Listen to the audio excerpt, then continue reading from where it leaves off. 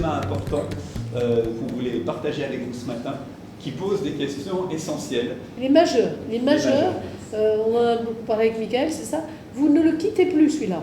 Et vous allez voir, vous pourrez tout le temps vous en servir. C'est qui est SNCF et qui êtes-vous au sein.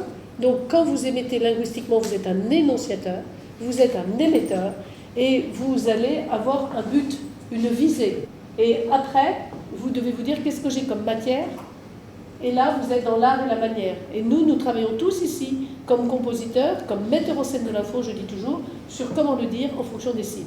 Donc notre rôle, c'est peut-être parfois d'avoir 5 grands messages dans l'année, mais de trouver 10 façons de les dire. Alors ça peut toujours être le même quoi, mais ce n'est pas forcément présenté de la même manière.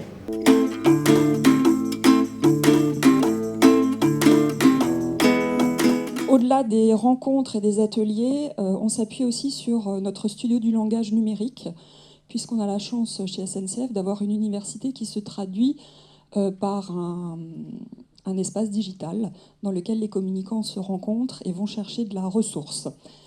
Et donc sur ce sujet de la sémantique, notre studio numérique fait la part belle aux chartes, aux différents outils, aux modèles de texte avant-après, aux outils d'évaluation. Et c'est le lieu où les communicants peuvent toujours revenir pour apprendre, continuer d'apprendre. Même si c'est quelque chose qui vient du cœur de chacun, il y a quand même des éléments que l'on essaye d'ordonner. La grande nouveauté pour l'année prochaine, ce sera de conforter cet entraînement par la mise en place de Serious Game et d'e-learning. Parce qu'en fait, même si on fait des rencontres dans les régions, même si on a des outils, un studio numérique, il faut toujours y revenir et y revenir parce que ça s'exerce et en même temps ça évolue. Oui, ce qu'on peut dire, c'est que ce que Aude a monté, vous voyez, c'est le studio numérique est au centre. Et effectivement, vous voyez les Serious Games.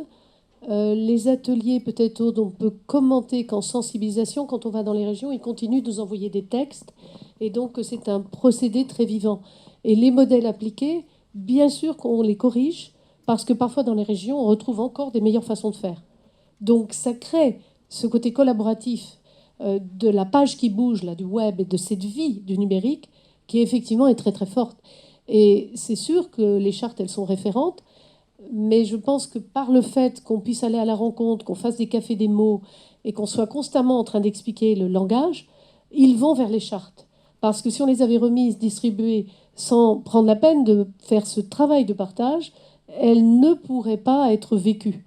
Et c'est vrai que vous êtes, au fond, le cœur après de l'animation et la circulation sanguine.